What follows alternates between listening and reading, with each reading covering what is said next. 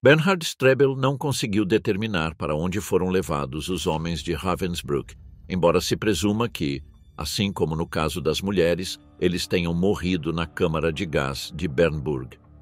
Na segunda fase da Ação 14, F-13, nos anos 1943 a 1944, os detentos foram assassinados na câmara de gás do Centro de Cuidados do Castelo de Hartheim, perto de Linz, na Áustria. Segundo testemunhas oculares, cerca de 60 dos transportes negros, como os chamavam os internos, saíram do campo de Ravensbrück. Em cada um deles, foram transportadas entre 50 e 70 mulheres. Ao mesmo tempo, as autoridades do campo endureceram os critérios de seleção, concentrando-se prioritariamente nos doentes mentais. Os demais, enquanto pudessem trabalhar, eram enviados para instalações industriais. Entre 1942 e 1944 foram realizados experimentos desse tipo com detentas. O comando militar alemão estava impaciente com a lentidão no tratamento dos soldados alemães feridos na frente de batalha. Foram realizados vários experimentos médicos com mulheres de Ravensbrück para encontrar novas formas de tratar as feridas. As mulheres eram feridas deliberadamente, infectadas com bactérias e, em seguida, observadas. Além disso, foram administrados a elas vários ciclos de medicação para controlar e avaliar os seus efeitos sobre a saúde. Os experimentos médicos eram conduzidos em pessoas jovens e frequentemente saudáveis. Ninguém pedia a sua opinião ou consentimento.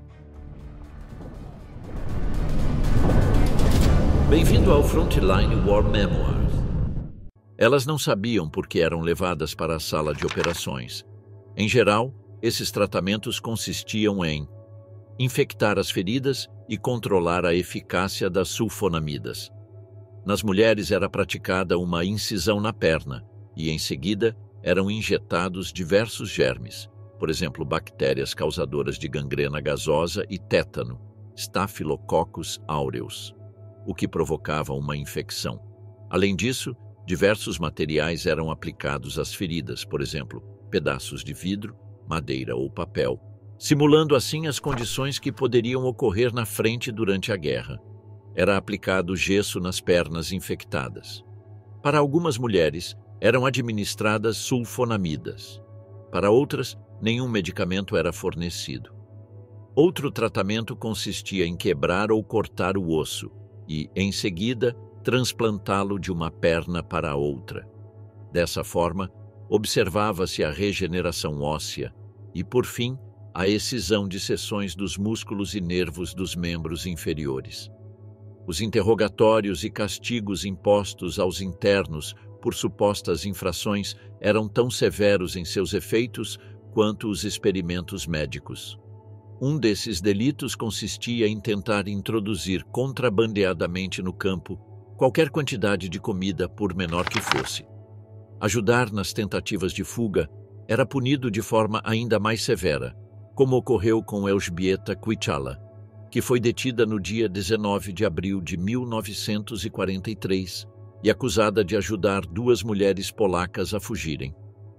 Ela foi interrogada por Ludwig Hamdor, famoso no campo por organizar uma rede de colaboradores secretos entre as detentas. Era necessário saber sobre o que as mulheres conversavam e o que planejavam quando estavam sozinhas nos barracões. O comandante Fritz Suhren e o comissário Ludwig Hamdor impuseram a Elżbieta Kwieciała uma pena de 15 semanas de confinamento. Era uma cela com uma janela escura, sem ventilação. Os interrogatórios aconteciam sobretudo à noite. Ela passou os primeiros 8 dias sem comer, dormindo nua no chão. Após 8 dias, recebeu 250 gramas de pão e meio litro de café preto. Ela também foi torturada. Como ela mesma testemunhou, o método de tortura foi o seguinte: obrigaram-na a agachar-se e algemaram-lhe as mãos abaixo dos joelhos, colocaram-lhe um cinto de couro ao redor do pescoço e puxaram-no até que as mãos ficassem amarradas. Em seguida, trouxeram-lhe 6 mantas e colocaram-nas sobre a cabeça. Na parte inferior, As bordas dessas mantas foram cuidadosamente enroladas, de forma que entrasse muito pouco ar. As janelas foram fechadas hermeticamente e escurecidas. Mantiveram-na nessa posição durante 3 horas, até que ela perdesse a consciência. Ela passou 11 meses e meio no bunker penal, dos quais 15 semanas na sala escura, ficou com fome por 19 semanas, recebeu 25 chicotadas e foi torturada 2 vezes, por estrangulamento e afogamento, e, além disso, passou um total de 80 horas nas audiências. No entanto, se isso acontecia com aqueles que colaboravam com as detentas, os alemães decidiram dar exemplos públicos do que acontecia com os que tentavam fugir do campo. Houve casos de suicídio no campo, cometidos ao se lançarem sobre cabos de alta tensão, testemunhou anos depois Maria Moldenhauer. Para amedrontar os demais, o corpo era deixado pendurado nos cabos durante alguns dias e era oficialmente mostrado aos internos. O bloco onde ocorreu o suicídio era punido e, em caso de tentativa mal sucedida, a mulher era levada ao bunker após se recuperar e era espancada. Esses relatos oferecem uma imagem terrível das condições de vida nos campos. Trabalho árduo, rações de fome, castigos severos, experimentos médicos e interrogatórios. Tudo isso contribuía para que os internos enlouquecessem. No início, os que morriam no campo eram incinerados no crematório municipal de Fürstenberg. Em 1943, as SS ordenaram a construção de um crematório fora do recinto do campo, que foi ampliado 1 ano depois. Nas imediações havia um barracão que anteriormente servira como depósito. No início de 1945, esse local foi convertido em uma câmara de gás. Enquanto isso, o campo de Uckermark para jovens internos tornou-se um campo de extermínio. Perto do final da guerra, os idosos e os doentes eram enviados para lá. Após a guerra, Kazimiera Warzinska testemunhou que no dia 22 de janeiro de 1945, cerca de 1.500 pessoas foram enviadas de Ravensbrück para lá. Nos dias seguintes, esse número aumentou para 4.000, e um pouco mais tarde outras 2.500 foram levadas para lá. As mulheres eram incentivadas a ir para lá com promessas de relaxamento após um trabalho muito árduo, embora a realidade se revelasse ser muito diferente. A vida em Uckermark era um inferno. Em vez de trabalhar, as mulheres eram submetidas a uma seleção rigorosa. Escolhiam-se as mais magras, as inchadas, as mais idosas ou as deficientes. Durante a seleção, eram empurradas e espancadas, e uma vez feita a lista, eram trancadas em um barracão. Ao anoitecer, um caminhão vinha buscá-las, e elas eram novamente espancadas e empurradas. Elas eram jogadas na parte traseira do veículo e penduradas pelos braços e pernas. O caminhão levava as mulheres à câmara de gás situada junto ao campo de Ravensbrück e voltava imediatamente para buscar o próximo lote. Após 15 minutos, os corpos das vítimas eram transportados da câmara de gás para o crematório. Línguas de fogo saíam das chaminés e eram observadas a partir dos barracões do campo durante dias. Maria Kaminska recordava esse lugar tétrico após a guerra. Ela foi transferida para lá no início de 1945. Confirmou que esse campo, inicialmente destinado aos jovens, acabou se tornando um lugar para o qual eram enviadas as pessoas idosas e doentes, e de lá eram transportadas para as câmaras de gás. Esse campo estava repleto de pessoas gravemente doentes. Quem entrava nele não saía. O número exato de mulheres que morreram em Ravensbrück é tão difícil de determinar com exatidão quanto o número de detentas evacuadas do campo pela Cruz Vermelha Sueca. Calcula-se que morreram cerca de 92.000 mulheres. Também se disse que a taxa de mortalidade no campo foi de 70%, o que significa que cerca de 132.000 mulheres passaram por Ravensbrück. Bernhard Strebel tem uma opinião um pouco diferente sobre esse tema. Em sua opinião, a cifra de 92.000 vítimas fatais fornecida pelo promotor britânico no primeiro julgamento em Hamburgo contra o pessoal de Ravensbrück foi determinada de forma demasiado superficial e não estava respaldada por documentos. Mas será que realmente importa o número exato dos mortos? Os sobreviventes acreditam que os nomes são mais importantes do que os números. As mulheres polacas que morreram em Ravensbrück são comemoradas por uma placa descoberta no dia 19 de junho de 1997, em um museu estabelecido lá em homenagem às vítimas. Antes de serem realizados os julgamentos contra o pessoal de Ravensbrück, os médicos que realizaram experimentos médicos criminosos com pessoas durante a guerra foram julgados em Nuremberg, perante o primeiro tribunal militar americano, no período compreendido entre o 9 de dezembro de 1946 e o 19 de agosto de 1947. A maioria deles foi condenada à morte. Do fim da guerra até 1948, foram realizados 7 julgamentos em Ravensbrück. O primeiro deles ocorreu do 5 de dezembro de 1946 ao 3 de fevereiro de 1947, contra 16 oficiais do campo. Entre eles estavam Ludwig Ramdor, Rolf Rosenthal, Gerhard Schidlowski, Dorothea Bins e Percival Treite. Após o julgamento, foram executadas 11 condenações à morte por enforcamento. 4 condenações resultaram em penas de prisão de 10 a 15 anos. Todas as condenações à morte foram executadas nos dias 2 e 3 de maio de 1947, com exceção do Dr. Percival Treite, que se suicidou no 8 de abril. Fritz Suren também deveria ser julgado, mas conseguiu escapar. Ele foi capturado em 1999 e entregue às autoridades francesas. Foi fuzilado no 12 de julho de 1950. O segundo julgamento dos oficiais de Ravensbrück ocorreu do 5 ao 27 de novembro de 1947. O único acusado foi Friedrich Opitz, o homem das SS, que dirigia uma das fábricas onde os detentos trabalhavam. Ele foi condenado à morte por enforcamento. A sentença foi executada no 26 de fevereiro de 1948. O terceiro julgamento foi o do pessoal do campo de extermínio de Uckermark e ocorreu do 14 ao 28 de abril de 1948. Tratava-se das pessoas responsáveis por selecionar as mulheres que seriam enviadas às câmaras de gás e por maltratá-las. Dos 5 acusados, 3 foram declarados culpados e 2 foram absolvidos por não terem servido em Uckermark durante o período em que esse foi um campo de extermínio. O quarto julgamento ocorreu em maio e junho de 1948 contra 5 membros do pessoal médico de Ravensbrück.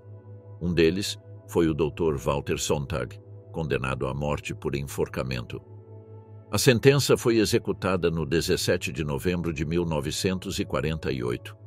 Durante o quinto julgamento do pessoal de Ravensbrück, em junho de 1948, 3 homens das SS foram acusados de assassinar detentos do campo. Todos foram declarados culpados das acusações. Arthur Conrad foi condenado à morte por enforcamento, Walter Schenck a 20 anos de prisão e Heinrich Schaffer a 2 anos. Os problemas das vítimas dos campos de concentração não terminaram com o cessar das hostilidades em 1950. As vítimas criaram diversas organizações com o intuito de promover a conscientização sobre os crimes alemães. A necessidade de indenizar os ex-detentos que sofreram em decorrência dos experimentos médicos ganhou importância.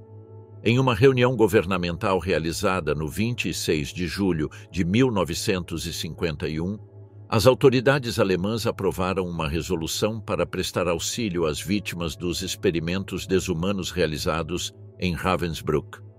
Foi constituída uma comissão para avaliar as propostas e determinar as formas de indenização, que incluíam o financiamento de tratamentos médicos, pensões por invalidez e compensações econômicas. Mas será que o dinheiro realmente pode reparar o sofrimento? Nenhuma resolução, por mais justa que pareça, poderá apagar a dor indescritível das vítimas nem o vazio deixado em suas famílias. A história de Ravensbrück não é apenas uma lembrança do horror, mas também um alerta sobre o que jamais deve se repetir. Bernhard Strebel não conseguiu determinar para onde foram levados os homens de Ravensbrück, embora se presuma que, assim como no caso das mulheres, eles tenham morrido na câmara de gás de Bernburg. Na segunda fase da ação 14F13, nos anos 1943 a 1944, os internos foram assassinados na câmara de gás do Centro de Cuidados do Castelo de Hartheim, perto de Linz, na Áustria. Segundo testemunhas oculares, cerca de 60 dos transportes negros, como os chamavam os internos, saíram do campo de Ravensbrück. Em cada um deles eram transportadas entre 50 e 70 mulheres. Ao mesmo tempo, as autoridades do campo endureceram os critérios de seleção, concentrando-se prioritariamente nos doentes mentais. Os demais, enquanto pudessem trabalhar, eram enviados para instalações industriais. Entre 1942 e 1944 foram realizados experimentos desse tipo com internas. O comando militar alemão estava impaciente com a lentidão do tratamento dos soldados alemães feridos na frente de batalha. Foram realizados vários experimentos médicos com mulheres de Ravensbrück para encontrar novas formas de tratar as feridas. As mulheres eram feridas deliberadamente, infectadas com bactérias e, em seguida, observadas. Também lhes eram administrados vários ciclos de medicação para controlar e avaliar os efeitos sobre a saúde. Os experimentos médicos eram conduzidos em pessoas jovens e frequentemente saudáveis. Ninguém pedia a sua opinião ou o seu consentimento. Elas não sabiam por que eram levadas para a sala de operações. Em geral, esses tratamentos consistiam em infectar as feridas e controlar a eficácia das sulfonamidas. Nas mulheres era praticada uma incisão na perna e, em seguida, eram injetados diversos germes. Por exemplo, bactérias causadoras de gangrena gasosa e tétano, Staphylococcus aureus, o que provocava uma infecção. Além disso, diversos materiais eram aplicados às feridas, por exemplo, pedaços de vidro, madeira ou papel, simulando assim as condições que poderiam ocorrer na frente durante a guerra. Era aplicado gesso nas pernas infectadas. Para algumas mulheres eram administradas sulfonamidas, para outras não era fornecido nenhum medicamento. Outro tratamento consistia em quebrar ou cortar o osso e, em seguida, transplantá-lo de uma perna para a outra. Dessa forma, observava-se a regeneração óssea e, por fim, a excisão de seções dos músculos e nervos dos membros inferiores.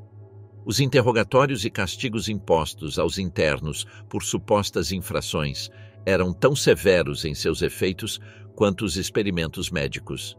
Um desses delitos consistia em tentar introduzir de contrabando no campo qualquer quantidade de comida, por menor que fosse.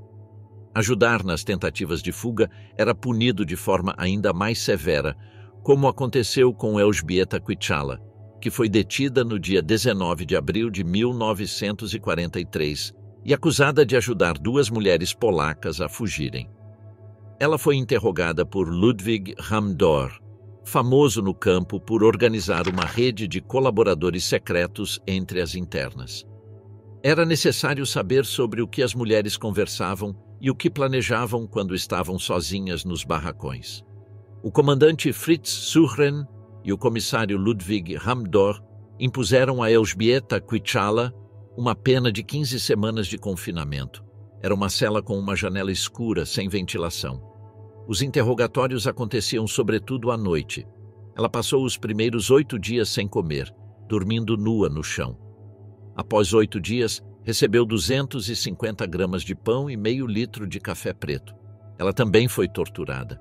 Como ela mesma testemunhou, o método de tortura foi o seguinte: obrigaram-na a agachar-se e algemaram-lhe as mãos abaixo dos joelhos. Colocaram-lhe um cinto de couro ao redor do pescoço e puxaram-no até que as mãos ficassem amarradas. Em seguida, trouxeram-lhe 6 mantas e colocaram-nas sobre a cabeça. Na parte inferior, as bordas dessas mantas foram cuidadosamente enroladas para que entrasse muito pouco ar. As janelas foram fechadas hermeticamente e escurecidas. Mantiveram-na nessa posição durante 3 horas até que ela perdesse a consciência. Ela passou 11 meses e meio no bunker penal, dos quais 15 semanas na sala escura, ficou com fome por 19 semanas. Recebeu 25 chicotadas e foi torturada 2 vezes, por estrangulamento e por afogamento. E, além disso, passou um total de 80 horas nas audiências. Contudo, se isso acontecia com aqueles que colaboravam com as internas, os alemães decidiram dar exemplos públicos do que acontecia com os que tentavam fugir do campo. Houve casos de suicídio no campo, cometidos ao se lançar sobre cabos de alta tensão, testemunhou anos depois Maria Moldenhauer. Para assustar os demais, o corpo era deixado pendurado nos cabos durante alguns dias e era oficialmente mostrado aos internos. O bloco onde ocorreu o suicídio era punido e, em caso de tentativa mal-sucedida, a mulher era levada ao bunker depois de se recuperar e era espancada. Esses relatos oferecem uma imagem terrível das condições de vida nos campos. Trabalho árduo, rações de fome, castigos severos, experimentos médicos e interrogatórios. Tudo isso contribuía para que os internos enlouquecessem. No início, aqueles que morriam no campo eram incinerados no crematório municipal de Fürstenberg. Em 1943, as SS ordenaram a construção de um crematório fora do recinto do campo, que foi ampliado 1 ano depois. Nas imediações, havia um barracão que anteriormente servira como depósito. No início de 1945, esse local foi convertido em uma câmara de gás. Enquanto isso, o campo de Uckermark para jovens internos tornou-se um campo de extermínio. Perto do final da guerra, os idosos e os doentes eram enviados para lá. Após a guerra, Kazimiera Wardzinska testemunhou que no dia 22 de janeiro de 1945, cerca de 1.500 pessoas foram enviadas de Ravensbrück para lá. Nos dias seguintes, esse número aumentou para 4.000, e um pouco mais tarde outras 2.500 foram levadas para lá. As mulheres eram incentivadas a ir para lá com promessas de relaxamento após um trabalho muito árduo. Embora a realidade se revelasse ser muito diferente, a vida em Uckermark era um inferno. Em vez de trabalhar, as mulheres eram submetidas a uma seleção rigorosa. Escolhiam-se as mais magras, as inchadas, as mais idosas ou as deficientes. Durante a seleção eram empurradas e espancadas e, uma vez feita a lista, eram trancadas em um barracão. Ao entardecer, um caminhão vinha buscá-las e elas eram novamente espancadas e empurradas. Elas eram jogadas na parte traseira do veículo e eram penduradas pelos braços e pernas. O caminhão levava as mulheres à câmara de gás, situada ao lado do campo de Ravensbrück, e voltava imediatamente para buscar o próximo lote. Após 15 minutos, os corpos das vítimas eram transportados da câmara de gás para o crematório. Línguas de fogo saíam das chaminés e eram observadas a partir dos barracões do campo durante dias. Maria Kaminska recordava esse lugar tétrico após a guerra. Ela foi transferida para lá no início de 1945. Confirmou que esse campo, inicialmente destinado aos jovens, acabou se tornando um lugar onde os idosos e os doentes eram enviados, e de lá eram transportados para as câmaras de gás. Esse campo estava repleto de pessoas gravemente doentes. Quem entrava nele não saía.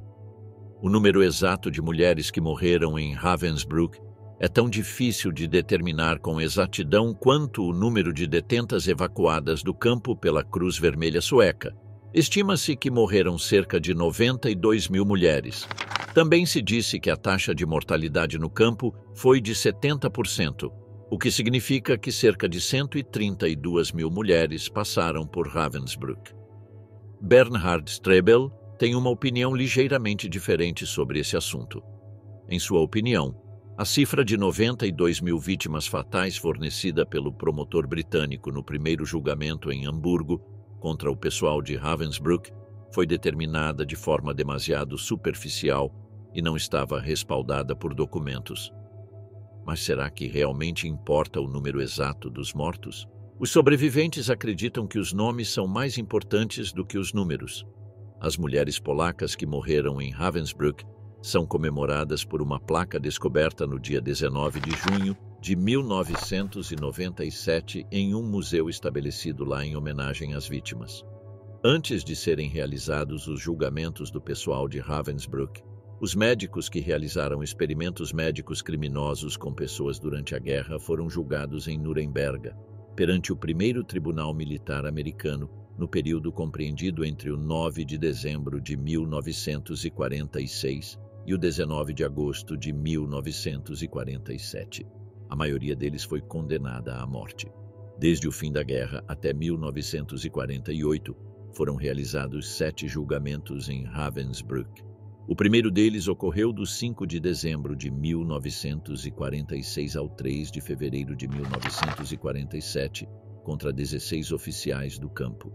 Entre eles estavam Ludwig Ramdor, Rolf Rosenthal, Gerhard Szydlowski, Dorothea Binz e Percival Treite. Após o julgamento, foram executadas 11 condenações à morte por enforcamento. 4 condenações resultaram em penas de prisão de 10 a 15 anos.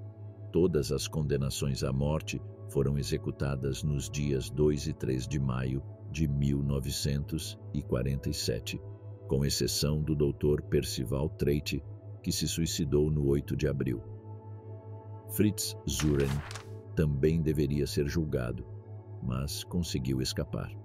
Foi capturado em 1999 e entregue às autoridades francesas. Foi fuzilado no 12 de julho de 1950. O segundo julgamento dos oficiais de Ravensbrück ocorreu do 5 ao 27 de novembro de 1947. O único acusado foi Friedrich Opitz, o homem das SS, que dirigia uma das fábricas onde os internos trabalhavam. Foi condenado à morte por enforcamento. A sentença foi executada no 26 de fevereiro de 1948. O terceiro julgamento foi o do pessoal do campo de extermínio de Uckermark e ocorreu do 14 ao 28 de abril de 1948. Tratava-se das pessoas responsáveis por selecionar as mulheres que seriam enviadas às câmaras de gás e por maltratá-las. Dos 5 acusados, 3 foram declarados culpados e 2 foram absolvidos por não terem servido em Uckermark no período em que esse foi um campo de extermínio. O quarto julgamento ocorreu em maio e junho de 1948 contra 5 membros do pessoal médico de Ravensbrück. Um deles foi o Dr. Walter Sontag, condenado à morte por enforcamento. A sentença foi executada no 17 de novembro de 1948. Durante o quinto julgamento do pessoal de Ravensbrück, em junho de 1948, 3 homens das SS foram acusados de assassinar internos do campo. Todos foram declarados culpados das acusações. Arthur Conrad foi condenado à morte por enforcamento. Walter Schenck a 20 anos de prisão e Heinrich Schaffer a 2 anos.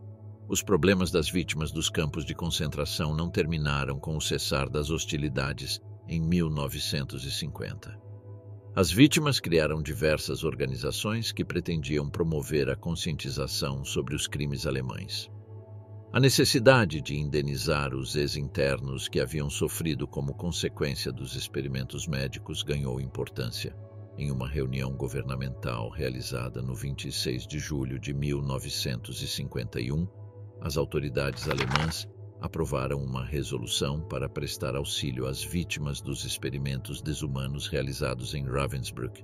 Foi constituída uma comissão para avaliar as propostas e determinar as formas de indenização, que incluíam o financiamento de tratamentos médicos, pensões por invalidez e compensações econômicas. Mas será que o dinheiro realmente pode reparar o sofrimento? Nenhuma resolução, por mais justa que pareça, poderá apagar a dor indescritível das vítimas, nem o vazio deixado em suas famílias. A história de Ravensbrück não é apenas uma lembrança do horror, mas também um alerta sobre o que jamais deve se repetir.